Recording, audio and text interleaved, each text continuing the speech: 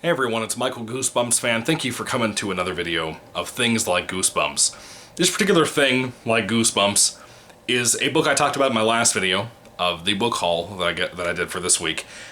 This book, I read the first book of this at the current moment. It's going to be a trilogy. The third book, the next book, is coming out January of next year, 2021. This is the second book. This book is called Mr. Shivers. It's part of the series title. Shadow in the Woods and Other Scary Stories by Max. I think his last name is Brailer. I keep saying Brailer or whatever, but it might be Brawlier. I'm not really sure. He's the guy who wrote The Last Kids on Earth, the zombie kid story or whatever. It's also illustrated by Letizia Rubini, which she's Italian. I can't say her last name, like I said in the last video. And she's coming back after doing the first book called Beneath the Bed and Other Scary Stories. Here's the cover of the book. Beneath the Bed and Other Scary Stories was a fantastic read. I loved it so much.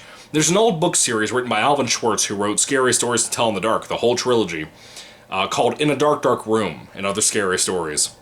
And I think these books in general, and Max himself, is inspired heavily by Alvin Schwartz and by folklore and urban legends and that kind of thing. I think Alvin Schwartz and In a Dark, Dark Room have so much of an influence on what he's doing with these books. And I appreciate that tremendously. It's what I'm going for, too, with my own books that are kind of a tribute to a Scary Stories to Tell in the Dark type series. And I love what the concept is for the first book, Beneath the Bed and the Other Scary Stories, and whatever. Usually these are short story collections. They have like 5 stories or something like that in them.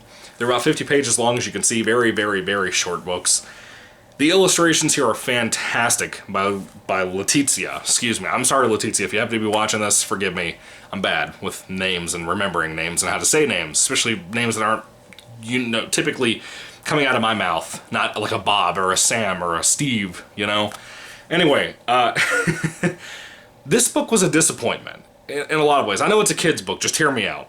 The first book, Beneath the Bed, was fantastic. I loved it to death. I thought it was amazing. Absolutely amazing. Some of the best ideas for short stories I've seen in a while. For kids, even. It almost feels to me like the publishers told Max to chill out and to water the stories down a little bit. There's not really this urgency with a lot of these stories. The first story in here, Shadow in the Woods, fantastic. Really, really good. Really enjoyed that. The ending of that story is very dark, too.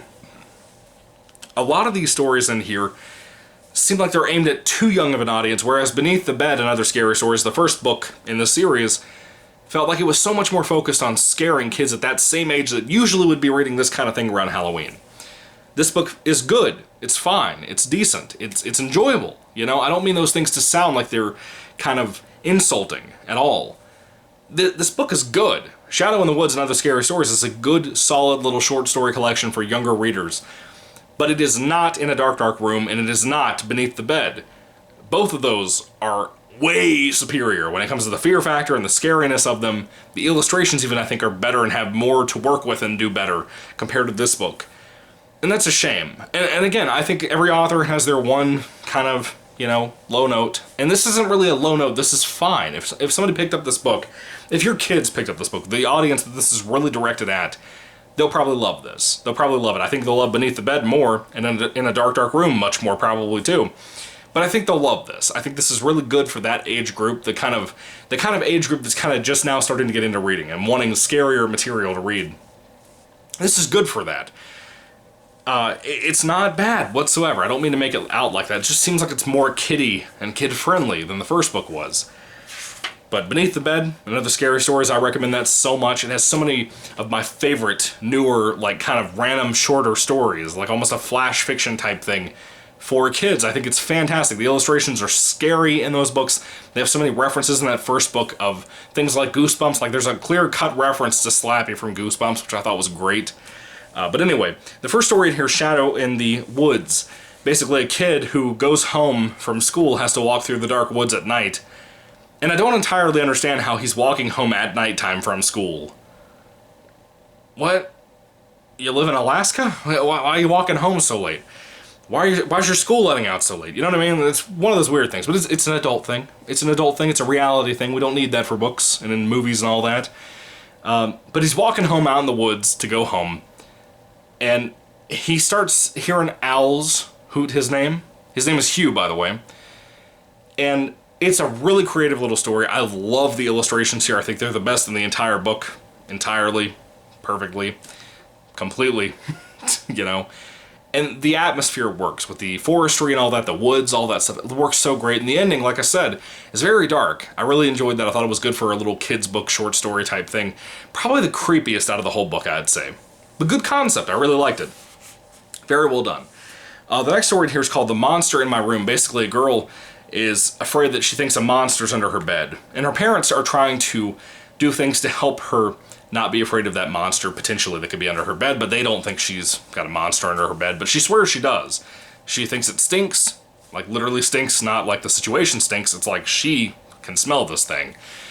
There's things like that that come into play here, and even at one point I thought it was kind of smart. I've never seen this done in a film or anything before, that the parents, to try to make her stop saying this nonsense, they put a bunch of boxes underneath her bed, and they're like, oh, there's no room for a monster under here now. Why hasn't that been done in like any film or TV show? That's genius. Why have you not done that? And the story itself is good. It is what it is. The ending, I could see being a fantastic ending, sorta kinda, depending on what you do with the last line of the story, for a short film, a short horror film here on YouTube. It'd be great. It really would be. Yeah, that's really all I have to say about that particular story. The next story here I don't really consider a horror story. It's kind of gross and creepy, but not really a scary story. This one's called Fingernails. Basically, there's this boy, and he likes to eat his fingernails and bite them off, and they even do times to take panels and to show his fingers close up and how he's bitten up his nails so badly.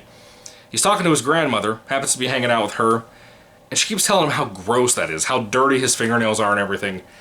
And I'll tell you, man, the ending of this short story is pretty horrific.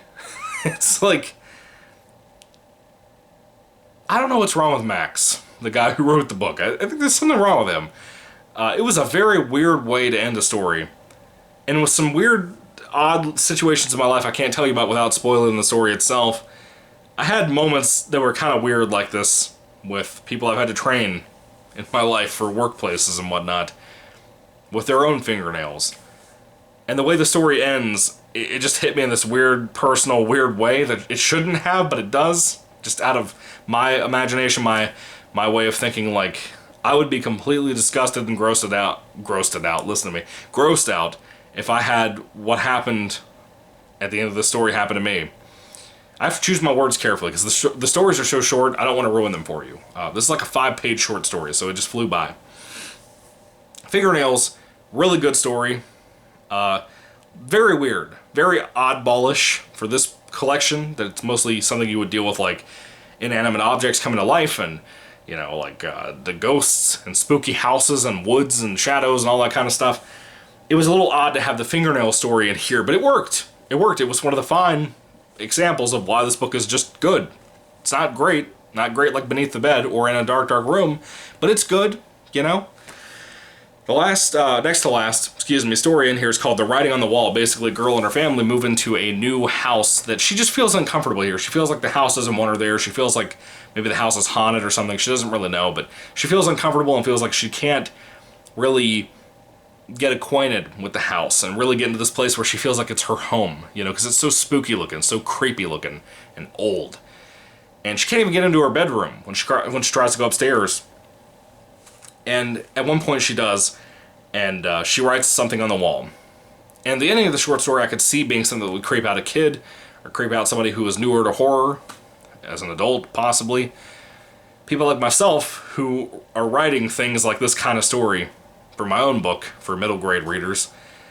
It was a very easy ending, a very creepypasta-like type ending. And these stories are very much like that. That's fine, I'm cool with that. Without the foul language and the gore and all that stuff. It's usually just kind of a kid's version of creepypasta here. And I like that. I thought it worked. It was enjoyable. It was probably, if I had to bet, I would say that most people would say this is probably the weakest story out of all of them here. Maybe. But for me, probably so, if I had to say. The last story in here is The Animal Behind the Locker. I really liked Animal Behind the Locker. Mainly a girl is in her school, and it's getting late, and she's hearing in the back of her locker this scratching noise. And she starts to wonder if maybe there's something on the other side, like some kind of animal, like a rat or a cat possibly trapped. and I guess she's an animal rights activist or something, I don't know. She's afraid of the thing dying behind her locker, I guess. And she wants to get in there and try to help it out. And it turns out there might be a fake, like a false back to her locker. And what she encounters back there would have frightened the crap out of me when I was a kid. If I had seen that kind of... It's not that the picture of the pictures in here, it's not that they're always scary, per se. At least in this book. The first book, Beneath the Bed, they were. This book, not so much. This one would have probably gotten to me because of the subject matter, because I don't like certain things. I have a lot of fears of different things out there. And the finale of the story I thought was working pretty well for what it was. And I like the last couple of lines of that story too. Excuse me. This book was not excellent. It was not great. It was good. It was fine. It was good. It was enjoyable. And I feel like that's not complimenting it enough for what it is. But when you enjoy something just in a good, satisfying way, that's all I need. You know, and that's what this is. I really think it was solid. I think it was fun, and I enjoyed it a lot. One of the better releases from Scholastic in a while. Anyway, when it comes to Max Bralier and Letizia Rubini, I'm so sorry. I'm probably completely butchering that very pretty name. Mr. Shivers' Shadow in the Woods and Other Scary Stories, it's a solid book. I enjoyed it, I liked it, I thought it was good. It was definitely above average compared to most children's middle grade and whatnot fiction that I enjoy reading a lot because it's fun and it can be really creatively done and enjoyable. I was sad to have to wait so long to get my hands on this. I'm glad I have a copy though, because I wanted it in my collection. It's actually a first printing. I thought that was kind of cool to have first printings of all three of these books that I just showed in my book haul. I forgot to mention that. You know, I don't really get first printings of anything. Ever, you know? But the font is big in here. Like I said, it's very good as a book for newer readers or people you're trying to help learn to read, like your kids and nieces and nephews and all that. I think they'll love these books. If they don't really like super scary, then this is the good book for them. If they do want some scarier stuff, read Beneath the Bed or read the Alvin Schwartz book In a Dark, Dark Room and Other Scary Stories. There's a lot of great material out there for scarier stories, kind of like this, for the younger generation who are not ready for Goosebumps. You know, Goosebumps is like good for like the 8 to 10 age range, I would say. Maybe 8 to 12, somewhere in that ballpark. But this is good for like 6 and 7. Maybe younger, I don't know. But it was enjoyable, it's fun, the illustrations are fantastic, the writing is solid for what it is. Interesting story ideas, good endings for the most part. I liked it, I recommend it. If I had to give it a 5-star rating, or on a 5-star basis for rating, I'd probably give it about a 3 out of 5 stars. It's good for what it is. I think most kids would really enjoy this. It has a lot going for it. If I was a kid, again, reading this, I think I'd love it even more. I grew up on the Twilight Zone and Tales from the Dark Side and all these wonderfully kooky, bizarre, scary, creepy things that frightened me a lot when I was a kid. This would not measure up to those things, of course, but it's there and it's worth having if you like that kind of thing, in my opinion. Good stuff. Definitely recommend it. Anyway, what are your thoughts on this book? Did you read it? Do you love it? Do you hate it? Did you read the first book? Please, read the book. Read the first book, Beneath the Bed and Other Scary Stories. It's a great book, fantastic. Probably a 5 out of 5 rating if I remember correctly with my review for that book I did here on the channel when I read it back in October of 2019. I enjoyed it immensely, but this book was good. It was enjoyable too. Anyway, what are your thoughts? Put them down below, guys. Are you going to get the third book when it comes out in January or whenever it is? I'm excited for that. I hope it's good. It has a doll on the cover. I think it's called, they have an advertisement in the book.